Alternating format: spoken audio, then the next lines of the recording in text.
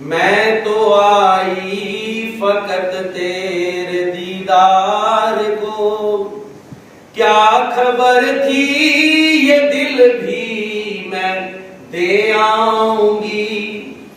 फूल करने हुई पेश थी मैं तुम्हें, फूल करने हुई पेश थी मैं तुम्हें, क्या खबर थी सदा लिए रह जाऊंगी।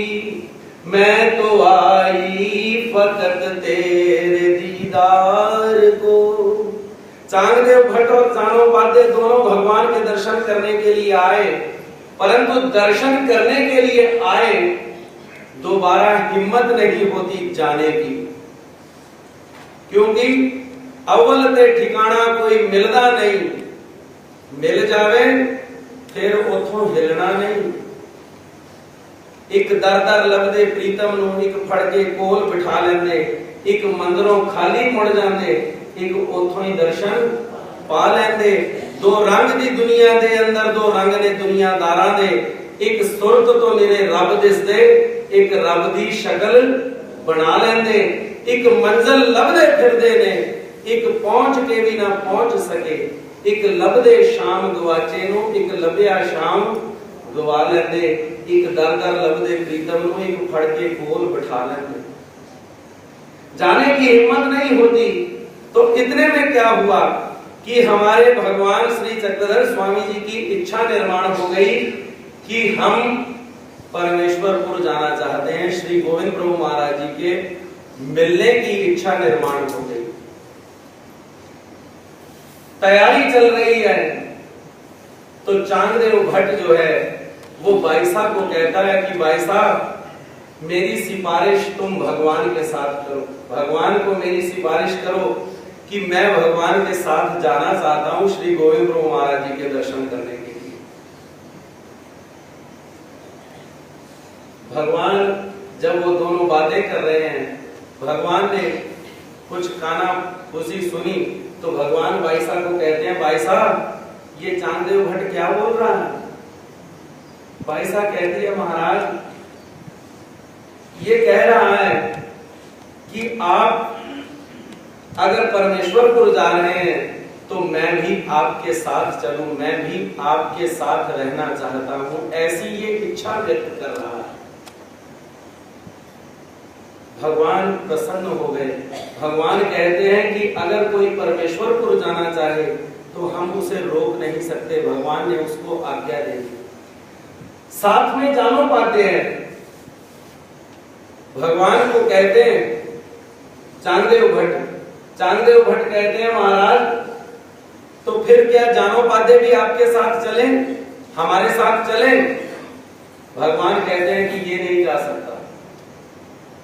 भगवान कहते हैं क्यों नहीं जा सकता, क्योंकि इसने अपना मन अभी रिक्त नहीं किया हुआ, अपना हृदय अभी उसका रिक्त नहीं है।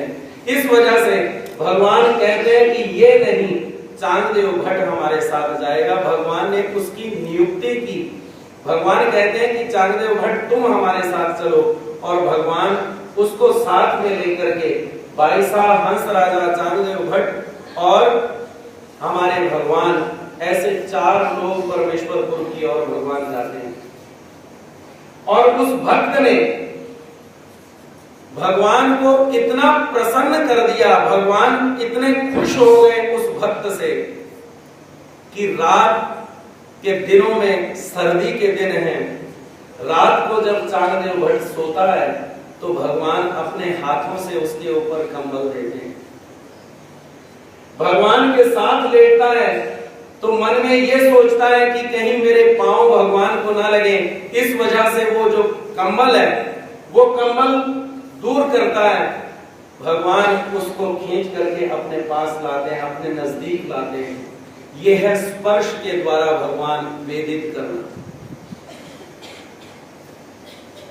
नाहि ज्ञान विराम भक्ति त्रिकहा, संभाल माझा कीजे, जैसी पक्षिणी बाल का परियसे, पाखा तली रक्षिजे। स्तोत्र में कवि कहता है कि महाराज मुझ में ज्ञान नहीं है, मुझ में भक्ति भी नहीं और मुझ में वैराग्य भी नहीं, लेकिन मैं केवल इतना जानता हूं कि मैं आपका हूं, केवल इतना ही। और हे महाराज इतने से ही आप मेरी किस तरह से रक्षा कीजिए, जैसी पक्षिनी बाल का परिय से पाखा तली रक्षिए। जैसे एक मुर्गी अपने बच्चे का रक्षण करने के लिए, अपने अंडे का रक्षण करने के लिए उसके ऊपर बैठती है, उसकी रक्षा करती है, उसको ममता देती है और उससे वो जो पिल्ले हैं वो बाहर निकलते हैं।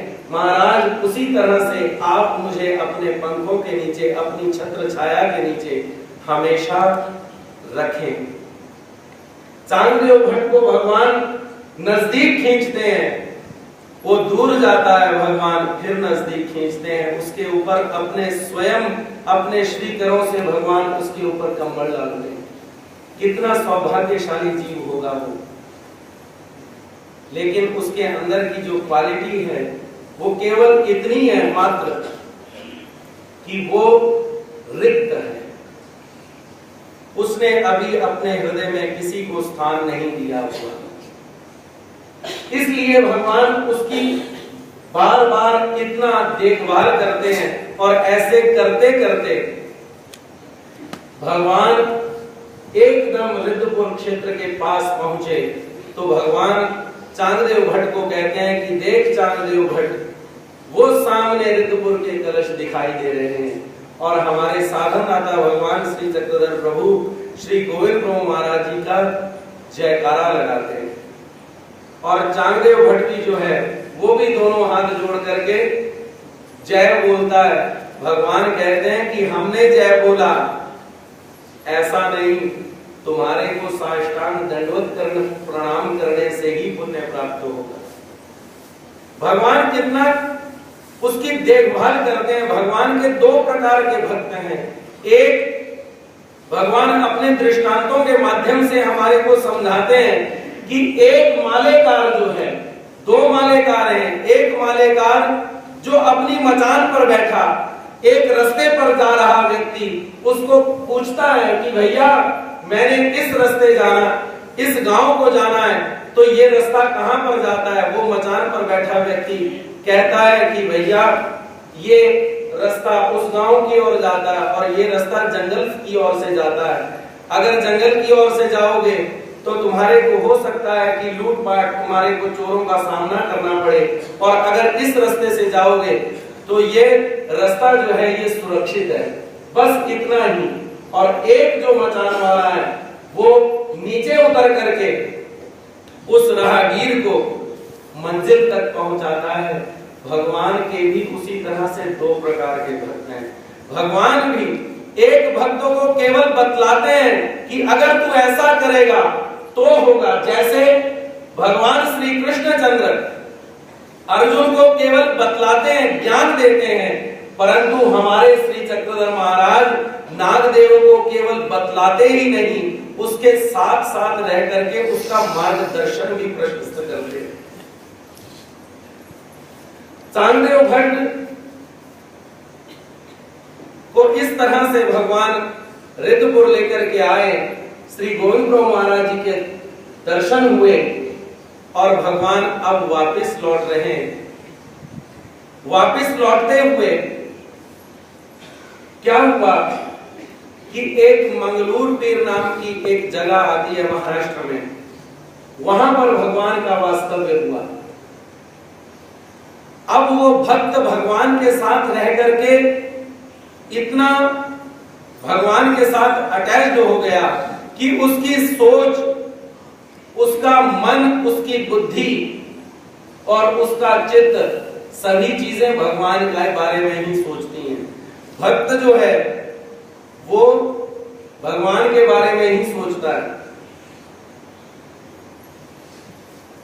पंजाबी में एक बहुत पुरानी बात आती है, कहते हैं कि ए दुनिया यार दो रंगी है, जे कोई जावे मंदिर मस्जिद कहते मत गई मारी है, ना जावो ते लोकी कहते ये नास्तिक महाहंकारी है, ये दुनिया यार तो रंगी है।